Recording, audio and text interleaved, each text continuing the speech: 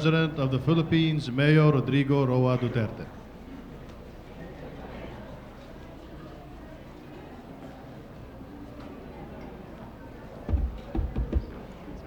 What is your question, Ms.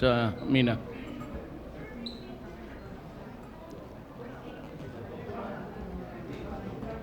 Okay. Well, I'd like to announce first that itong left,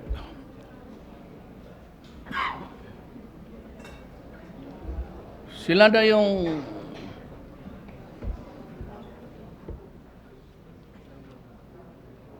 paliko-liko yung policy, sila pa yung may kaluluwa magsabi sa akin na ako raw bully.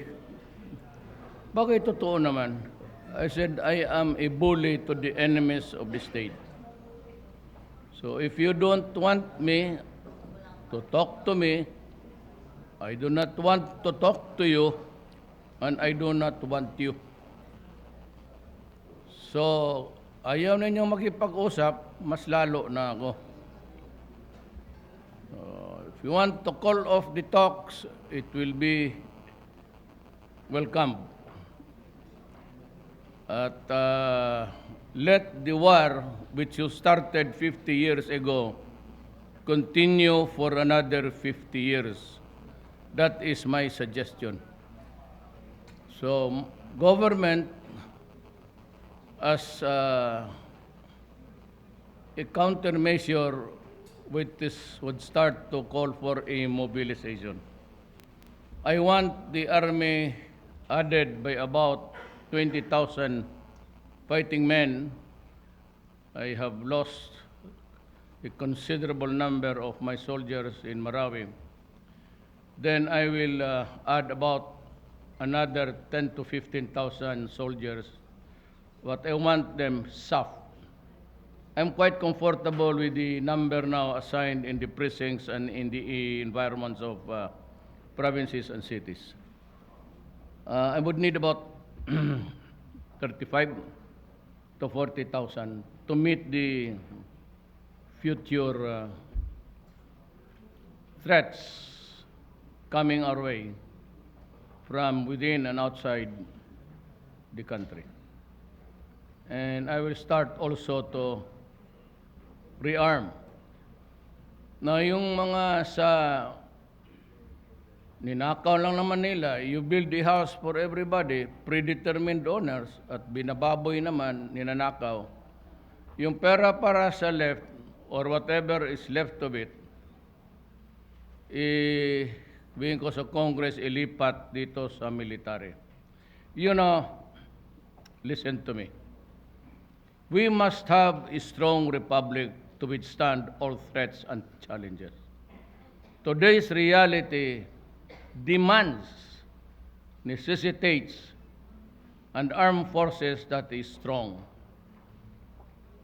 Ang gawin ko sa pera muna is I will build a credible armed forces that can fight at all fronts everywhere.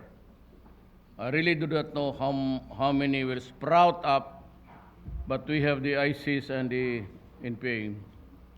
At hindi ko gusto yung nangyayari na ang mga police, in the guise of being called upon to render assistance, it's all ruse, an excuse just to kill them.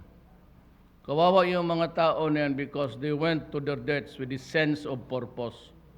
And that was to respond to an emergency because they were told that ganon ang NPA.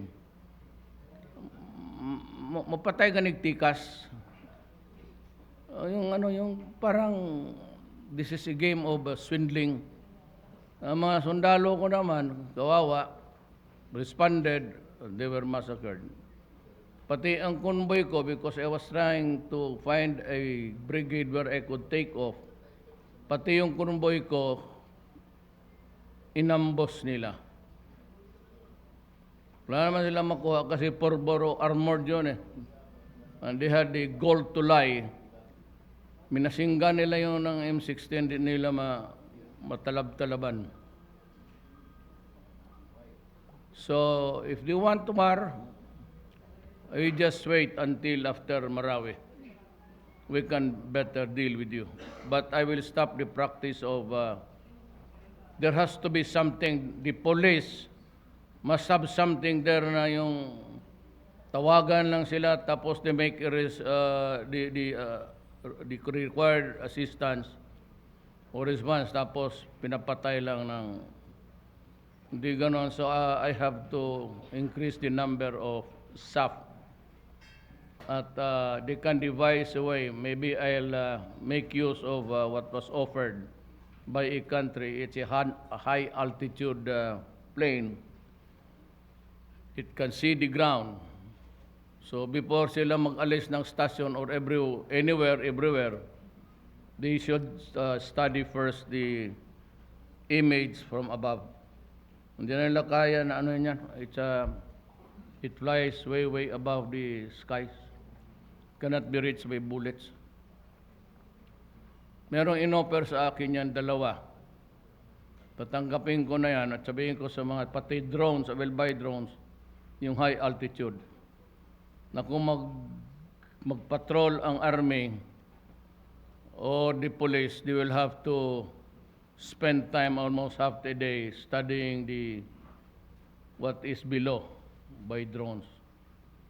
Bibili ako ng marami. Yung hindi na nila mabaril. Ay, yung sa mga Marawi ang ginamit, amateur lang man yun. Yun ang gawin ko. I will prepare my armed forces on war footing. Kasi may gera eh. So kayong mga dyan maghigi ng mga lalo na yung mga projects, suri kayo.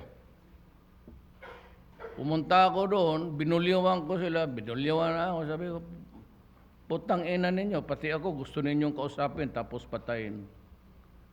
Loko-loko mula kayo eh. Gusto niya akong patayin, sige. Sinong may granada niya? Paputokin mo na. Takot rin pala, kaya madamay man sila.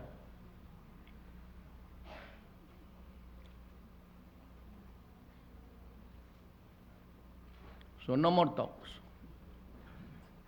So from now on, do not question me about the Reds and Marawi will finish it. I said, hindi ako nagbibiro eh. Until the last terrorist is taken out, the war will continue. Na meron silang hinahawakan doon na 300 hostages. That is what is delaying. Sabi ko, wag mo munang i-assault. And if possible, we just wait it out. I do not care if they are basta hostages, whether they are really Moro or Cristiano. I do not want this innocents to be slaughtered. So hintay lang tayo. Patience. Because we do not want the innocents slaughtered. That is the price of a government, an entity called government. You have to have even this horse sense, wag na yung common sense.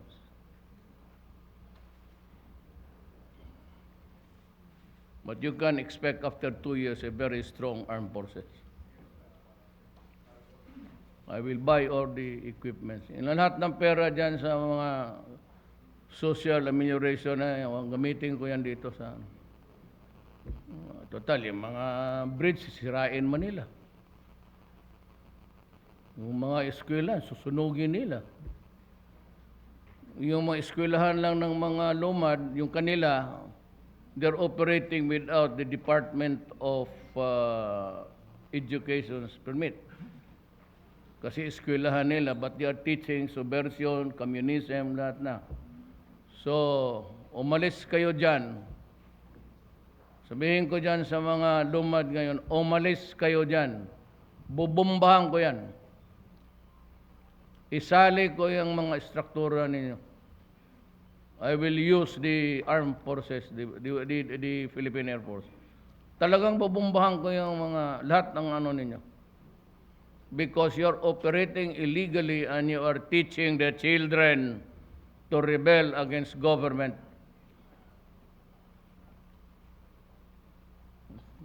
May kalukuhan kayo, di, mas lalo na ako.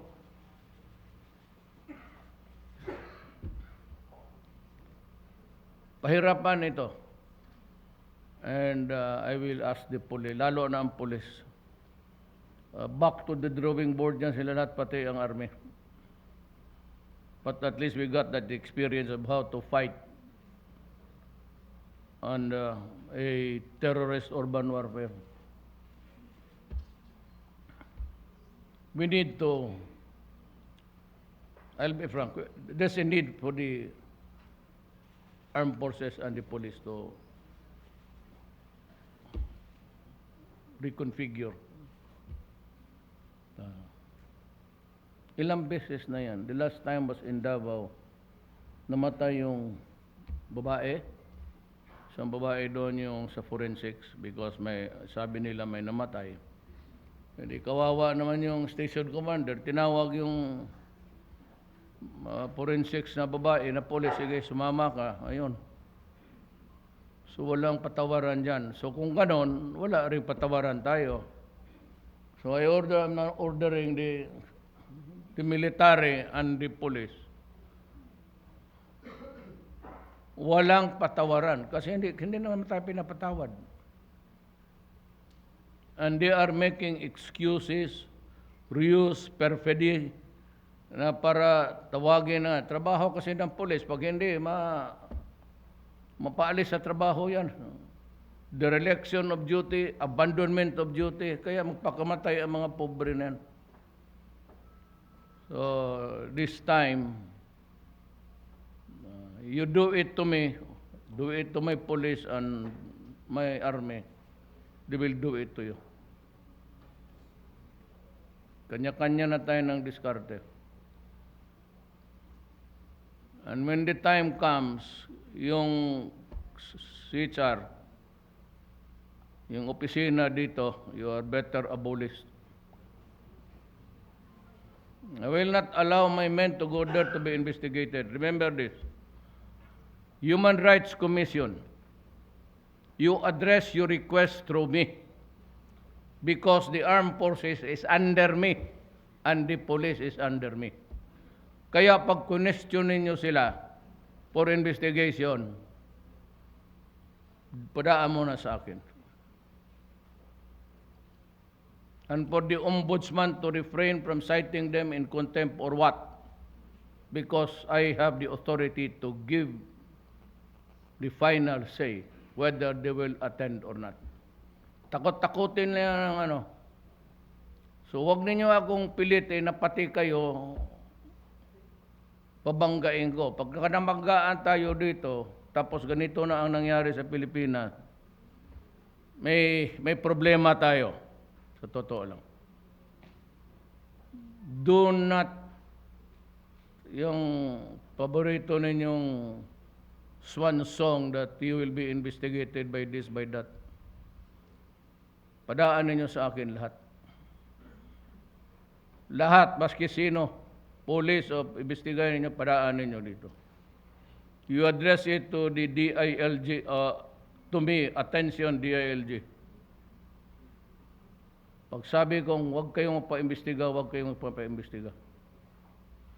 Imbestigahin na muna ng human rights yung ambos nung sa Presidential Security Group, pati yung police na.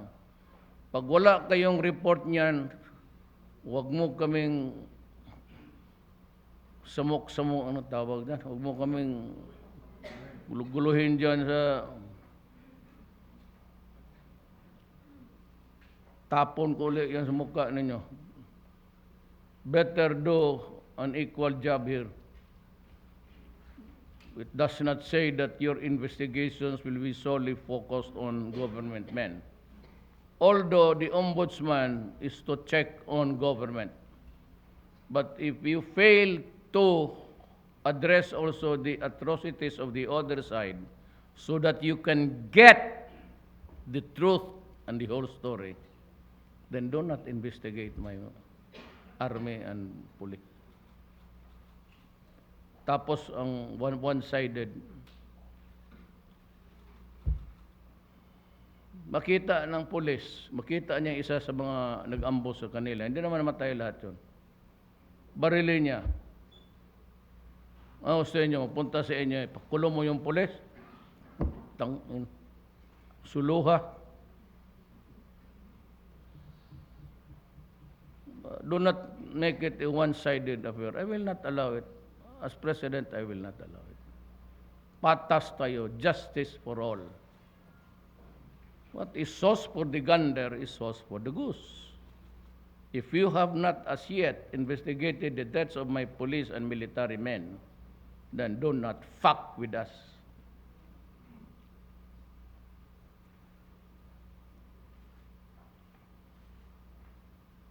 Mahirap yung ganun.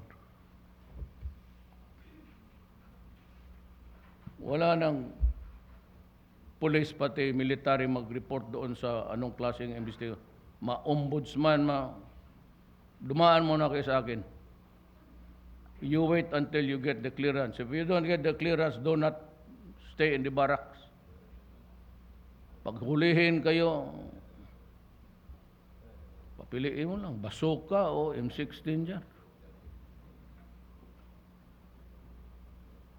Ano pa ba? Yung sa gobyerno. Itong repayment ng kasi mga mahirap lang yan dyan sa ay mga tiluring dyan. Ang lang niya, makachamba sila sa mga teachers, mga estudyante, boy scout, mga fiesta-fiesta, mga pandango, gano'n.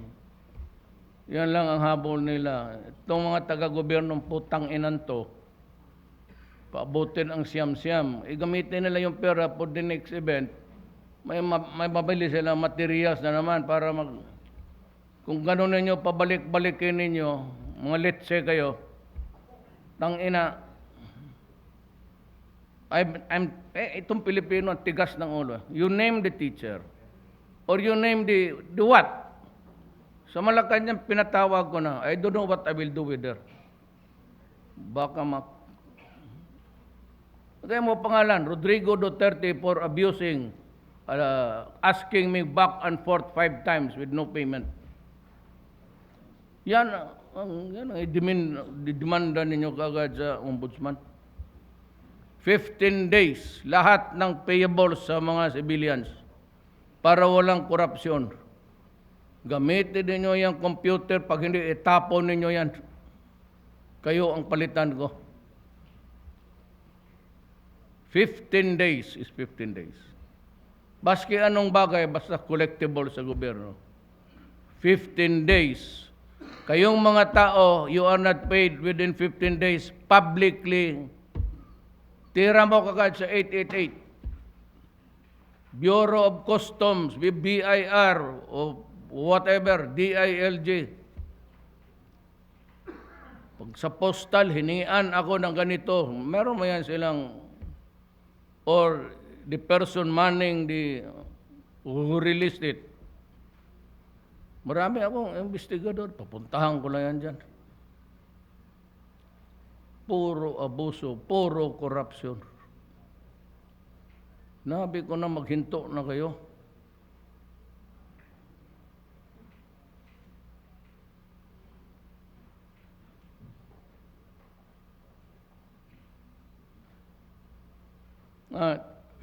Wala mang dito. Teka muna. I hope the Supreme Court will not be offended because this is all true. Mag-TRO ka ng reproductive health. Batas na yan eh. So when the batas is out, government prepares. Hindi ito atin. Last administration to. But still it is right. They buy the medicines in preparation for the implementation. Ngayon may mag-TRO. Kapag TRO mo, nag-expire na lang ang medicine kasi ang TRO mo 2 years. Ano? What do you call that?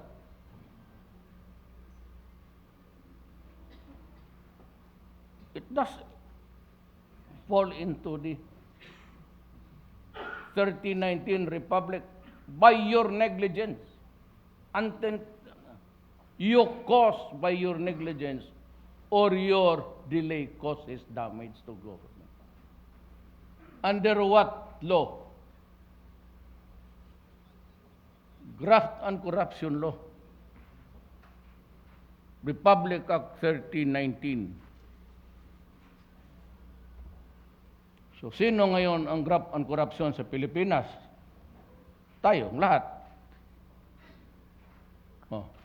Sino yung maghusga ngayon sa akin na ikaw, Duterte, mag-graft? Bakit ikaw hindi?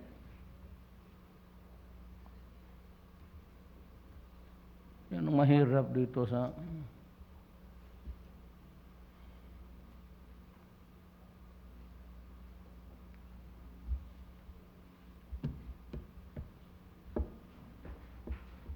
Ngayong left, do not behave.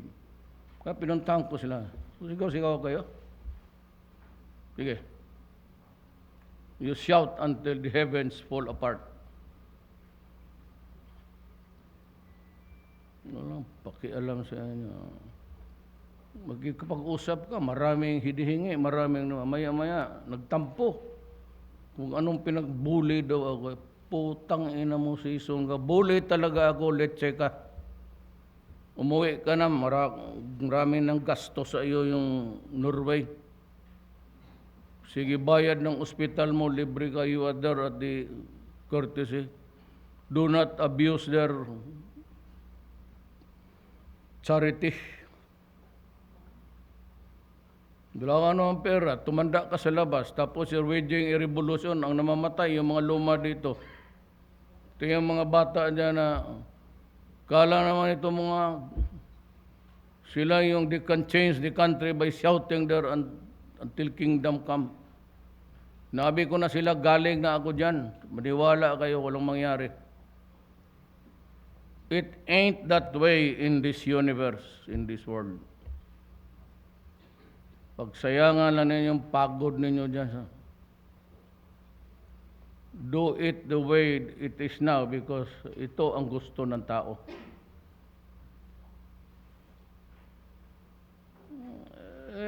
Sigaw-sigaw kayo dyan. You know, I was elected by 15 million people. I got a majority of 6 million. Yun ang pakinggan ko. Bakit kayo dyan? Kayo lang.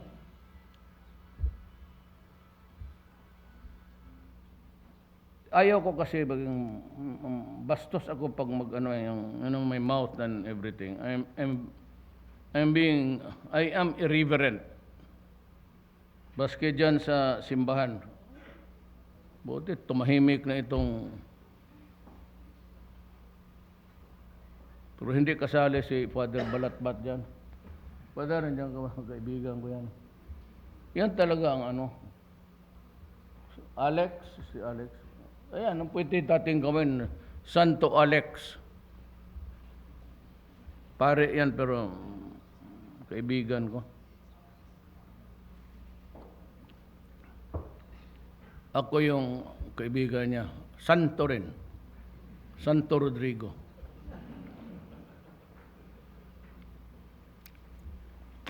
Any question? Mr. President, maayong gabi. Mike Navalio, ABS-CBN News. Just before I go to my question, Mr. President, just a clarification your statement. Do we take it that you are categorically putting an end to negotiations with the left? Yes, you are right. All right, sir. Sir, I just want to ask about your decision in asking for an extension of martial law for 5 months. Because, hindi ako naghingi. Yes, sir. I recommended it to Congress because that is what the military and the police were asking. Mm-hmm. They are the ones who are fighting there. I go the other ones in a while. Once I was able to penetrate Ranao, stay there. The bullets were flying.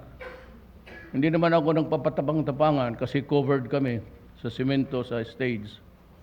Pero yung bala doon, umaabot doon sa landing ng chopper. So, alam ko na in the short time that I was there, I counted about 16 explosions. Sir, did your visit play a role in changing or say making up your mind about asking for extension of 5 months? Because on July 11, sir, when you visited the Philippine Stock Exchange, you made a statement that you only need 15 days to resolve the crisis in Marawi. But Yes, you correct. asked for 5 That's months. even too long. I said in about a few days, 3. Hindi namin alam. And there was this failure of intelligence actually. Hindi namin alam gaano kalalim na pala. There were tunnels there and they were stacking explosives until now. It seems to be without, it's not exhausted. Hanggang ngayon sila nagtataka kung saan kinukuha. So in other words, the build-up was there for many months. Hindi ko sinasabi na I'm blaming the Maranao. I'm blaming the Maranaos who are in cahoots with the terrorists because obviously the stockpile was there for so long a time. Hindi maubusan eh. Hindi maubusan ng bala, pati explosives. Now, it turns out that they have plenty still. So, nagkamali kami doon. Ang ibig sabihin, if that is what you want, there was a mistake in the evaluation or assessment. Thank you. Pero kung nakatira kami sa mga Makati, Marawi, nalaman namin yun. The tunnels are just like what the Viet Congs built in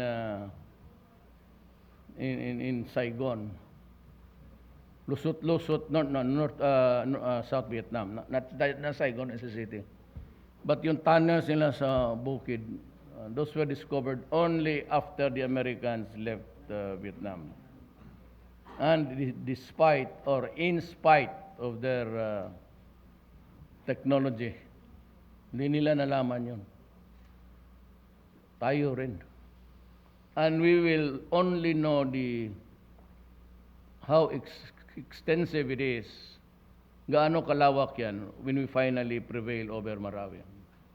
At this time, we are in a hurry and I do not recommend assaulting the place where the civilians are being hostaged because it will be a more odious thing to hear for the Filipinos.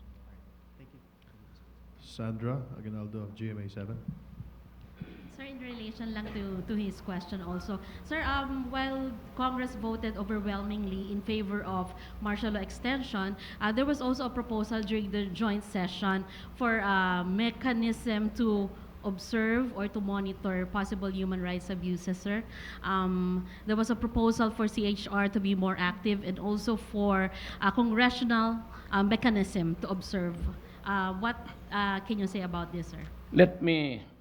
This is not a lecture, but let me something about martial law. The army, the military, the armed forces, and the police are there in good faith. They are there to arrest, they are there to kill, they are there to stop the rebellion. Okay? Now, in pursuit or in the prosecution of those duties or mandate, they have to control civilians, they have to force them out of the house, they have to bar them from entering places. Those are the sabi nila, the human rights abuses. Well, I refer you to the opinion of Justice Mendoza. Sa martial law, walang human rights abuses. Except yung rape, yung mga ganon. Pero those connected in the operation are the negotiations made. There can never be a violation of martial law because even the killing itself is already a violation of human rights. But yung mga rebellion, yung you are being sequestered, you are not allowed to enter. Those are not violations of human rights. Uh, uh, Lilekturan ko kayong mga sitsar, mamahina kayo. Those are not violations of human rights.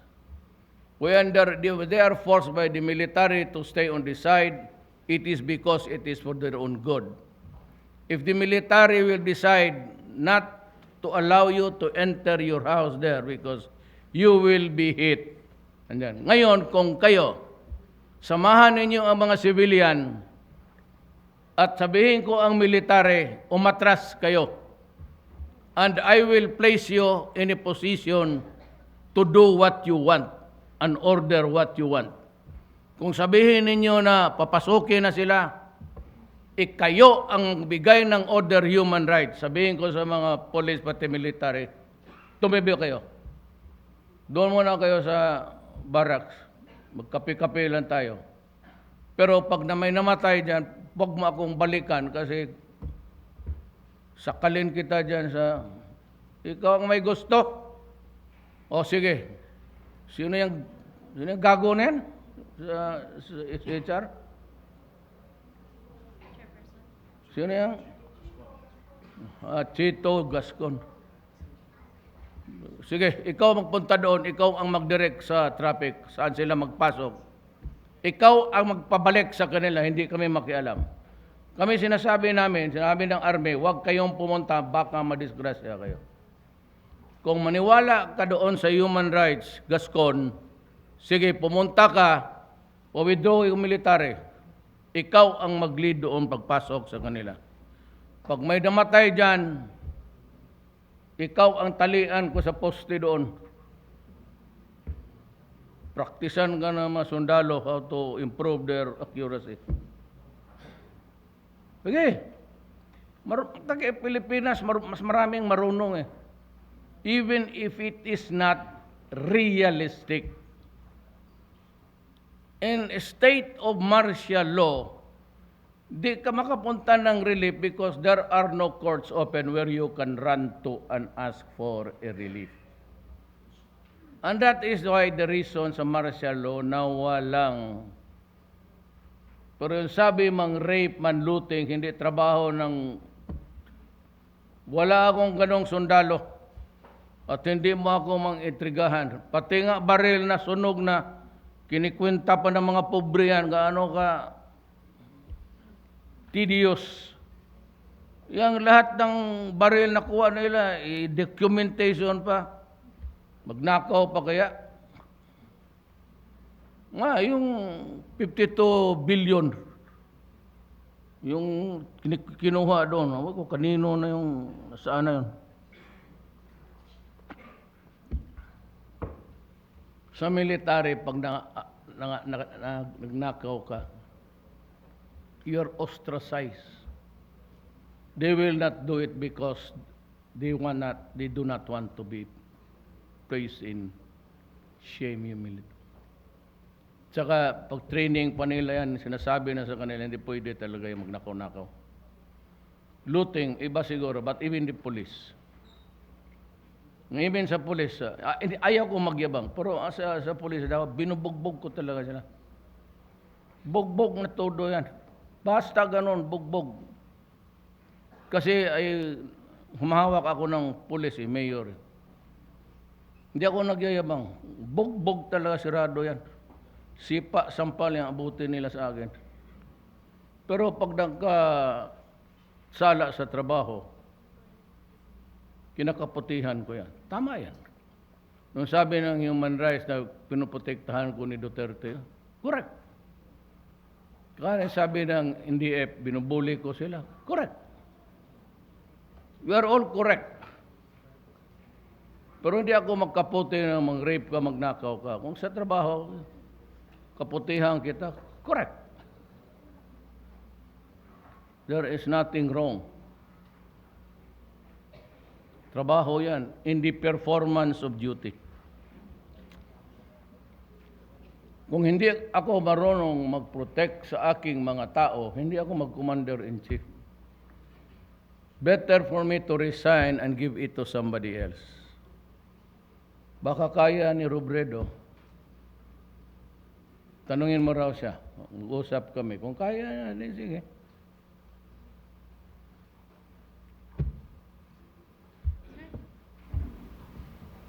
Just one detail about your opening statement, sir. You mentioned about additional soldiers, 35,000 to 40,000, sir. Anong timeline po yung tinitingnan nyo? Tagal yan, mag-training yan. But I said, I will leave the Philippines with a very strong military. Yung hindi basta-basta na, ano na, wala kaming weapons. Gano.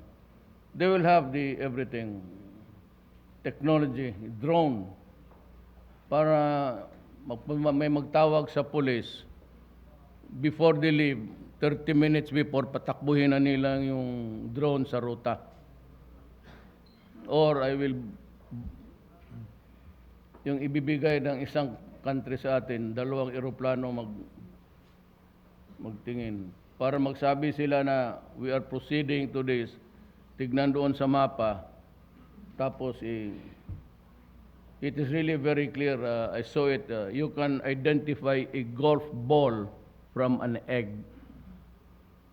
Diferensya ng itlog ng manok, pati golf ball, lagay mo dyan, tignan doon sa taas. Kaya niyang sabihin,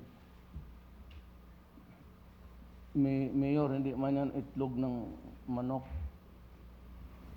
Hindi man yan golf, hindi rin. Bayag ng tao yan, hulog.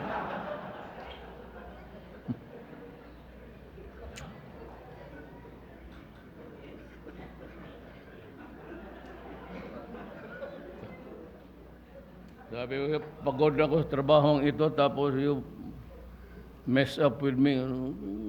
Bugiro. Sabi ko nga sa kanila, sinong may granada? Sige, paputukin mo na. Ambus ka na. Sige, ngayon na. Wala man. Sabi nga, ano dyan is tinatakot mo yung tao ng patay ka. Kaya patay. Ang tao naman tatakot. O dito ka sa media. Walang takot dyan. Si Mina, baskisan ako pumunta. Sumusulong yan. Ayaw ko lang kayo samahan sa hulo. Hindi talaga papayag. Magtanong kayo bakit. Sayang. Sayang talaga.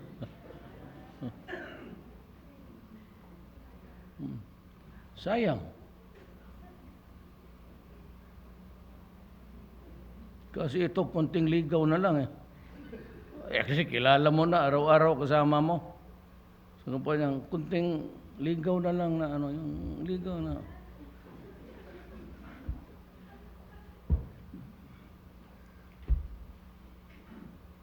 Who else?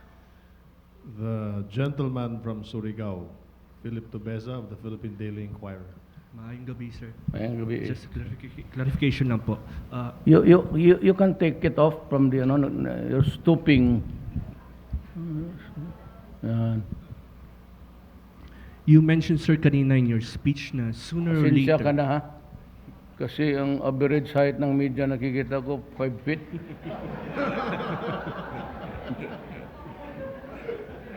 Oh, sorry, sir. Thank you po. Pero lang naman yan, maniwala ka pala. You mentioned po in your speech kanina na sooner or later, the country would have to tackle the issue of the West Philippine issue and federalism. Yes. Could you elaborate on that issue, sir, on what you meant? When they start to excavate the gas and oil. I tell you, it's going to be just like a joint venture. Pareho. I'm not prepared to go to war. I have to be frank. The truth is, I will not. It will end up a slaughter to my forces. Kulang tayo. They have the state of the art and everything. And they have the missiles now, nakatutok na sa atin. It will reach Metro Manila in 7 minutes. Now, bakit? Whose fault it is? Tignan mo nga. It was there 3 years ago. yung overflights ng intelligence from all countries nagpapublish. Kikita nun. I remember seeing it in Inquirer, Bulletin, dito sa Daily Star. And yet, nothing was done. Because we were not prepared to go to war or trouble or violence. We just secretly communicated yung ating arbitration award. Nung ayaw lang marinig, so we started to talk friendly. Hindi man ito magkuha. Ito, I will tell you now. Itong mga ulol na mga, sabi nga, si Tito, ito may isang justice na keep on hammering on me. Ranting about my ano. When I saw Xi Jinping, nandyan yan sila in a cabinet, hindi pala, limitado kami noon. When in the last visit, yung sa road belt, wala na kayo noon, may kasama akong mga cabinet members. I think it was General Esperon, si Lorenzana, basta may iba pa, Bong. Nabi ko, diniritso ko. Sila, nandun. Yung, murang, sabi ko na, we are the owners of South China. I will dig my oil there. Whether you want it or not. Wala na yung padaloy-daloy, the award, gano'n. Sabi ko, that's ours. I will build, put a rig there to extract oil. Not in so many words, si Xi Jinping na gano'n. Tapos, in the end, sabi ko, it will be war. The long and short of what he was saying, it was, pinaparlay niya yung mga words. Really ended with saying na, gira ito. Pero kung sabi mo, hindi ako nag-assert. Ako, disbo, diretso na. Amin yan. Nandoon ko ba, Lan? Nandoon. Si Alan was there. Sino ba ba? Alan. Ha? Esperon. Oh, yan, si John Esperon. Ako na, diretso ko na. Beko, akin yan. That's ours according to my government. And I will dig oil there. Wala nang pasukot-sukot yan sabi nila, buntawan ta. Kaya magsalita ito kasi wala sa ito. Si Carpio, pati hindi niya alam. Gusto ko, ulitin ko. Sumama siya sa akin. Sabihin ko sa kanya, itong justice namin, gusto agawin. O sige, makinig ka kay this is Carpio. Sige, sabihin niya, backupan ko siya. Pero pag binugbog tayong dalawa dyan, bantay ka pag uwi kasi akala siguro ninyo na naglalaro ako playing safe. Naunahan ko kay ako pa. Diniritso ko na. Amin yan. Kunin ko yan. Tapos he answered, marunong talaga. In the end, parang away tayo. Kira to. Pag kung pagkaganon, huwag na muna kay huwag tayo kabuga. Sir, follow-up question na po. Kailan po magsa-start yung joint development project? Again? Kailan po magsisimula? Magsa-start? When will this start? Ang Joint development project? Joint exploration. The drilling, the joint exploration? wala pa sila. Pero we are into it there already. We are there already. May partner na siya. Hindi ko lang masabi.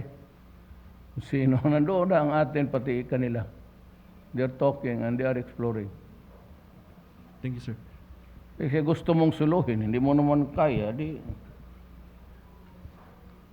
Patricia Mangune of TV5. Good evening, sir. Sir, hingi lang po ako ng reaction ninyo. Meron pong lumabas na bagong study from the University of Oxford na 10 million pesos daw po ang ginastos para mag-hire ng mga online trolls sa social media para sa inyo at atakihin po nila yung mga opposers ninyo doon. Can you confirm or deny this, sir? Or reaction nyo lang po? 10 million 10 million ang pesos, sir. gastos. Yes po. Ako? Yes, sir. Ako? Yes po, sir. It mentioned, it included your party, sir. Yung study po. Sino po? Sa election siguro. Sa elections, ma'am, more than. More na. You're allowed more than. Oh. And they were all during the campaign, pero nga hindi ko naman kailangan. I do not need to defend myself from attacks. I've stated my piece during my inauguration and during the campaign. I am not anymore eligible for re-election. I really don't care if my ratings go up or down.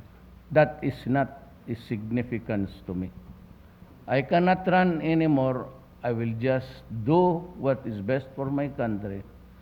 And I do not hunger for ratings. I do not even look at it. And I do not comment on it. Pag sinabi nila nga 20 to. And kung yung Oxford University, paskilahan sa mga bubo yan. Ay, totoo. So itong Pulse Asia, itong social weather, yan man dapat gastusan ko para magtaas ang rating ko. Tanungin mo sila, ma'am, kung may naibigay ako baski piso, media man kayo lahat, I will resign tomorrow. Thank you, sir. SWS, Pulse Asia, sabihin mo lang, was there a time na pumunta dito si Mayor Duterte o kinausap kayo o even offered, wag na lang yung piso, masyado mababa, offered 20 pesos to write a word that is good for him. Pag may magsalita dyan, sabihin sa kanila, hindi and Rappler and everything, and lahat yan, I will step down tomorrow. I can assure you, I will do that because I do not need this office. But sir, follow up lang, sir. So sir, you have no online trolls, no one's hired anyone. Mayroon akong mga followers, ma'am. Isa dyan si Mocha. But Mocha has been with me during the campaign. She offered her services free. Ngayon, nung nanalo ako, out of gratitude, hindi naman ako dadating ng Malacanang, i-appoint ko siya, social media secretary. Now, she received a lot of flack on me. Kasi daw, dancer, kasi ganon. And so what? Cannot a lowly dancer in this republic, in this country, they cannot aspire for somebody to be somebody someday. Marunong naman mag-English. Hindi naman bali-bali. And she deals with everybody. Kaibigan niyang military, kaibigan niya lahat. So, bakit hindi ko sa ilagay sa pwesto? Ilang beses ako nag-ikot ng Pilipinas. Mga ibang taon, hindi nagpakita minsan. Tapos ngayon, humihingi ng trabaho. Ito sila, hindi. Ito si Mocha. Ito ang totoo. Tanongin ko na siya. Sabi ko, Bong, hanapin mo yan si Mocha. Sabihin mo kung paano ako makatulong sa kanya. Sabi nila, may position dyan for media. Sabi ko, ilagay mo. Sabi, wala, dancer lang yan, mga sexy dancer. And so, sabihin mo, naghubad yung tao. And so, she no longer deserves a break in this universe because she's a dancer, because she's a singer. Nandyan siya. Ako, maraming nandyan because utang na loob ko. Binabayaran ko, pero sa mga tamang tao. Yung si Swen, no, secretary, may utang na loob ako doon. He was the first to go to me and say, alam mo, Mayor, kailangan ang Pilipinas ganito kasi corrupt na masyado. Marami yun sila. And it was very sad na nung ilang days pa lang kami sa ayun na, may naririnig na ako. Mag-abroad na kaagad, at magamit ng sirin. Dito nga sa PSG, hindi ko nga, I do not allow them to blow the sirin. I've never done that, even when I was mayor. Unless yung mga emergency, may sunog, may patayan, pumutok ang airport, pumutok. Tapos yung ngayon, sabi na, why limit it in Marawi? Putang. Bakit yung lugar ko? Do I not deserve a consideration? Pumutok yon April, kumakain yung tao. Akala ko terrorism is everywhere in Mindanao. Terrorism is not a tribe. It is a revolution of a bastardized ideology. Gusto lang pumatay, pati gusto magsira. Yan ang ISIS. Yan ang revolusyon sa Mindanao. Hindi lang yan. Yung mga eskwelahan, yung Zamboanga National High School, ang Marawi, library, pinaputok ng Granada, ang Marawi National High School, nilagyan ng IED. O what do you call that? Tapos sabihin lang, in Marawi only. Meron ba yan? Remember, I don't have any, kasi I am 1/4 Moro. Marano. Alam mo, Mindanao, nandyan ang Muslim, hati-hati kami dyan. Naturally, ang sentimento ng Moro, mali man siguro, pero nandyan talaga yan sa kanila. So a simple death could generate a lot of human emotions pouring. Then translated into an overt act of action. Thank you, sir. May gaganti yan. Watch me. May puputok iba dyan. Gaganti yan. Gumanti nga, wala akong kasalanan sa kanila noon sa Davao, simbahan. Twice. Airport, isa. Pantalan, isa. Terminal, isa. Where people congregate. Hindi ako galit sa Maranao. Mas maraming matino na Maranao. Yung mga Maranao na gago talaga, ang mauti. Kaya ako galit sa kanila. But I am not mad at all, ma'am. May kaibigan ako, ma'am, na sa uti. May pinsan ako sa mauti. May relative ko sa Secretary Mamao is in Maranao. He was my classmate. He is a advisor, secretary advisor for Muslim. May mga pinsan yan sa Maute. Christine Herrera. Good evening, Mr. President. I'm Christine Herrera from Manila Standard. I have only two questions for you, Mr. President. One is about the military and one is about the economy. After your 2-hour-long speech, you Ilan said ba? 2 hours, sir. Sis Ma'am, oy, hindi yun. Yeah.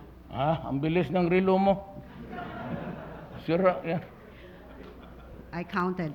Yeah, bito. Yeah. Kasi ako ganon. 2 hours. You lost count, Mr. President. Anyway, Well, forgive me. Baka ito ang sira. Palit na lang tayo. Gusto. Yes, sir. About the military, you said earlier that you would intensify the recruitment, like 30 to 40,000 to replace all the troops that you've lost, No. To replace and to strengthen. strengthen the Kaya military. hindi naman ganun karami ang namatay. Yes, sir. And you would upgrade all the equipment, etc., etc. So is this an indication that you would Yes, correct. also expand the coverage of the martial law that would include now Mindanao, Visayas, Luzon, Visayas, and Mindanao, If nationwide. there is sir. a revolution everywhere and anywhere. Is there such an indicator, Mr. President? So what's the law? What's the reason for doing it? Because you said earlier that there was a lot of stockpile coming in, you don't know where it came from, and that there was failure Well, of obviously intelligence. it was a motherhood statement, but it could not be. It could not cover every place where there's no trouble. So there's no nationwide martial law, Mr. President? What? No nationwide. No nationwide martial law. Until Because December. why? Yeah. I will look stupid before the eyes of the public if I do that. And I am not ready to be called stupid. All right, Mr. President. Hmm. About the economy, you seem to have forgotten how to improve the economy next year and this year. Ma'am, it's improving. It is you who is not reading. No, sir. You said earlier that No. You You are my economics. yeah, I've told made- you I am not an economist, I'm a lawyer. But you can consult my team here. They are brighter than me. Look at your figures where you got it, and they will give you theirs. Yes, Mr. President. You said that the Davao had a growth of 9%, Yes, correct. and then you would make it like 21%, the highest in the world. Yeah, no. So how the would highest you- in the Philippines. in other In the words. Philippines, so how would you do that, Mr. President? Could you assure us how? Well, you it would just make that improved happen? because the peace and order situation improved tremendously.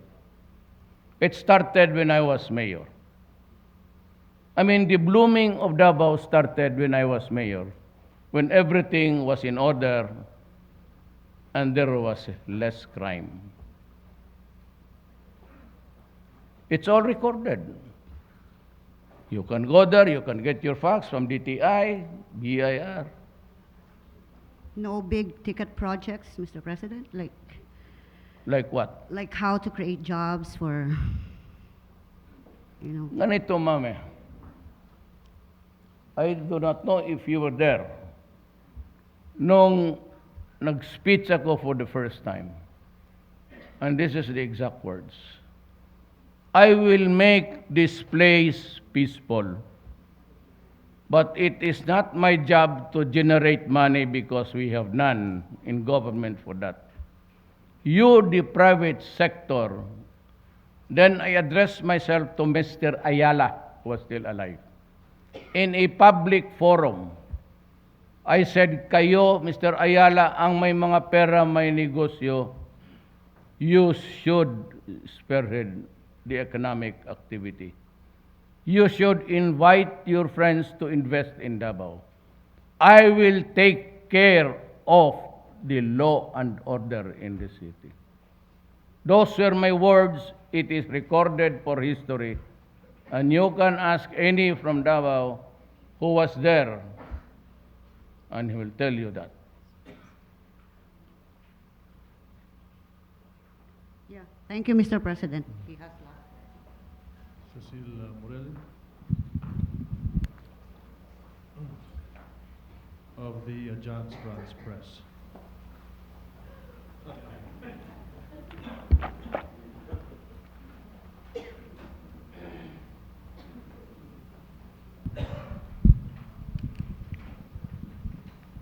Magandang gabi po, Mr. President. Itong susunod na 5 months po dito sa Mindanao, maliban po sa kampanya na gagawin ng ating mga kasundaluhan sa Marawi, ano po ang maaasahan ng mga ordinaryong civilian sa Mindanao?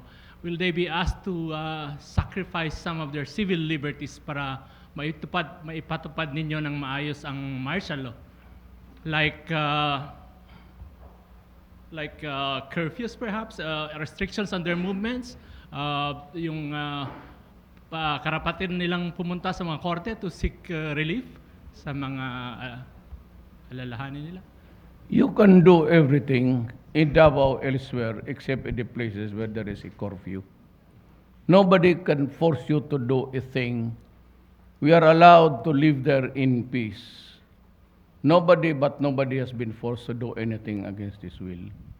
The only thing, what would say was an impairment of those civil and political rights is that you have to go home at 12 because at 12, iba ang bakbakan and they might not see you clearly if you are a civilian or an enemy.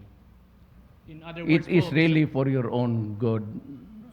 wala pong repeat ng 1972 events. You have seen it for 1 month now.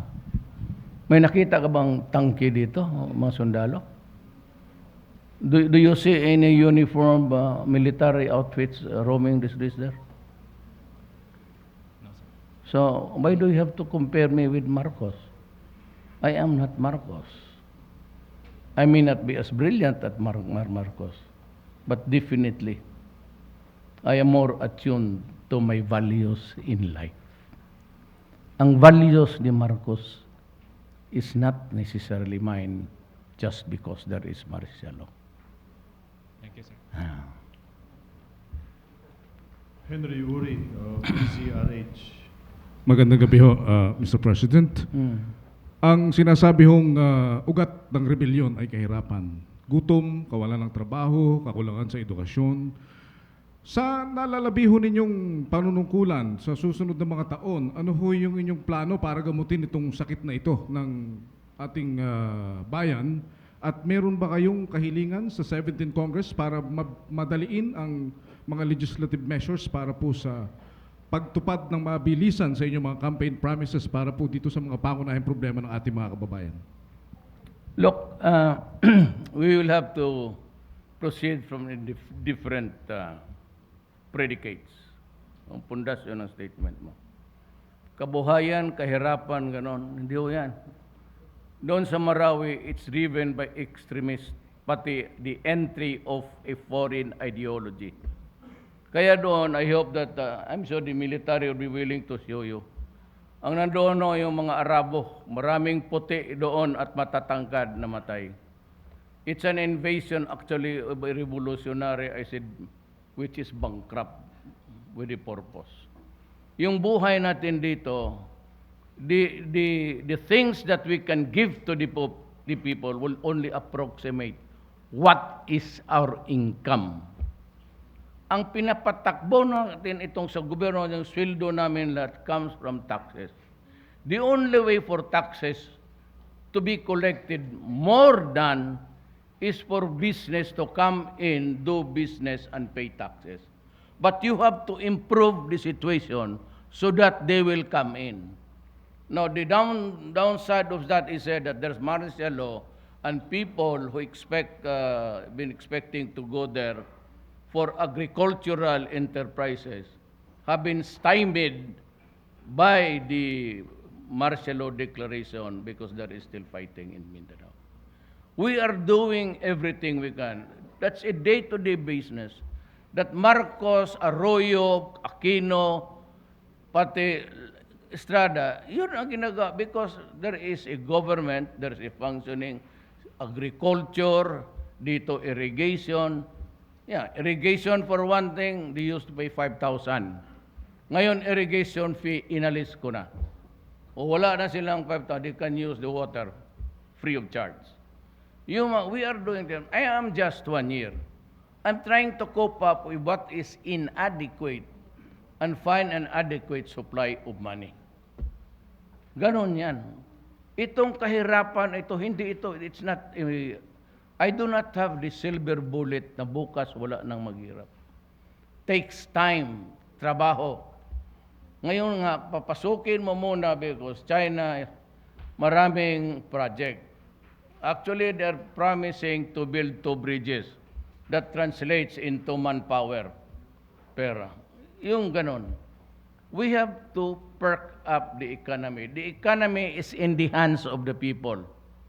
It is not with government. We cannot print money more than our national wealth. So what is the value of your economy? It's not in gold bars anymore. It is the value of your economy. So who determines it? The IMF. Your economy is only good. Yan lang ang mga may trabaho. And these are the only output na kaya nila. Then the valuation of the services. I-add nila yan. That is the value of your economy. And that is the worth of your money. Salamat po. Our last question is from CCTV, Wang Zheng. Oh, yes. Good evening, President. You mentioned a lot of times of China at your SONA speech, especially when you mentioned about our independence foreign policies. So, as the Chinese Foreign Minister Wang Yi is coming for a visit to the Philippines, Yes. I would like to know what's your comments about the improvement of our two countries' relationship in your first year, and what's your expectation about the cooperation in the future?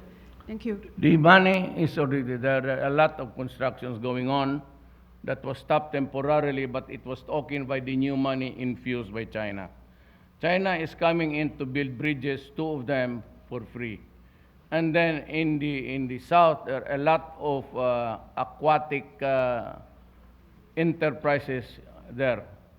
So it comes and trickles because of the, documentation and everything. But more than 24 billion has been infused into the, will be infused. Pera yan, ha? Hindi yan, libre yung iba. Yung 25 billion, ibigay nila, then you can borrow, it's with the banks. You cannot run a country without a bank. Hindi ba pwede ibigay yan? They cannot go there to the countryside and give it. So it has to be a bank, and we have decided to use land bank as it is really called, land bank, for extension of services, where they go and deliver the money for the cooperatives. But you have to strengthen the cooperative and feed it with money. And it's being done, and it will produce results. Maybe at the year's end, and that's the time when you say, have we done something good, or have we done something bad? Or we are a son of bitches who are doing nothing. Thank you so much, Mr. President. Thank you so much, members of the press. Thank you for listening, and ang importante lang doon is for the left to realize that they cannot have their cake and eat it too. You cannot ambush me and then ask me to talk to you. Kung patay na ako, sino kausapin mo? Crazy guys.